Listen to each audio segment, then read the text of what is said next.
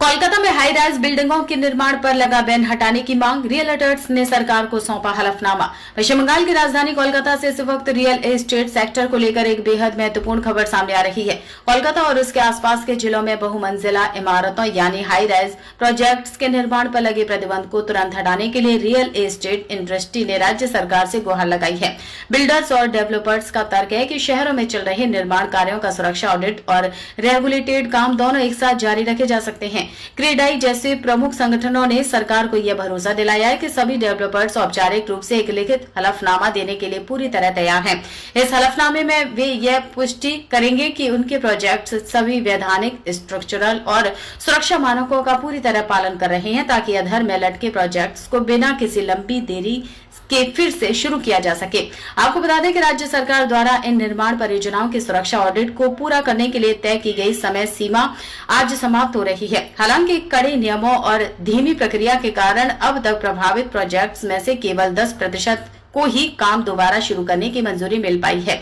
अगर आंकड़ों पर नजर डालें तो कोलकाता में अब तक सिर्फ 32 परियोजना में काम फिर से शुरू हो सकता है। तकनीकी समिति ने करीब 30 और प्रोजेक्ट्स को हरी झंडी दे दी है, लेकिन उच्च स्तरीय समिति द्वारा उन्हें मंजूरी मिलना अभी बाकी है। गौरतलब है कि इसी साल 24 जून को तारातला में एक गोदाम ढहने की दर्दनाक घटना में 16 लोगों की जान चली गई थी। इस हादसे के बाद सरकार ने कड़ा रुख अपनाते हुए कोलकाता में 344 और दक्षिण 24 परगना, उत्तर 24 परगना, हावड़ा तथा हुगली जैसे पड़ोसी जिलों में करीब 150 निर्माणाधीन हाई राइज प्रोजेक्ट्स पर रोक लगा दी थी। इस प्रतिबंध के दायरे में G+5 और उससे ऊंची सभी निर्माणाधीन आवासीय इमारतें शामिल हैं। इस लंबे प्रतिबंध का असर अब जमीन पर साफ दिखने लगा है, जिससे रियल एस्टेट सेक्टर से जुड़े सभी पक्षों में भारी चिंता है।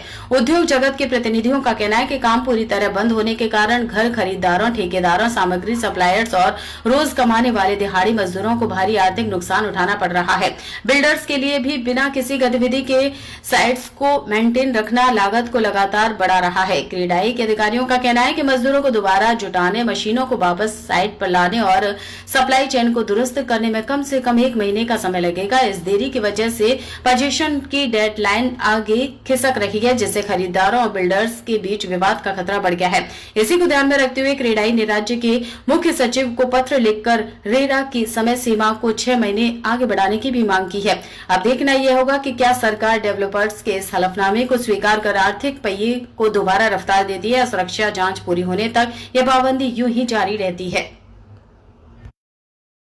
अगर आप अपने बिजनेस, शॉप, कंपनी या सर्विस को ज्यादा कस्टमर तक पहुंचाना चाहते हैं एडवर्टीजमेंट के जरिए, तो आप न्यूज टैग इंडिया और हालाते बंगाल से कांटेक्ट करें। फोन नंबर 9831060581 या फिर 8240148182 पर कॉल करें।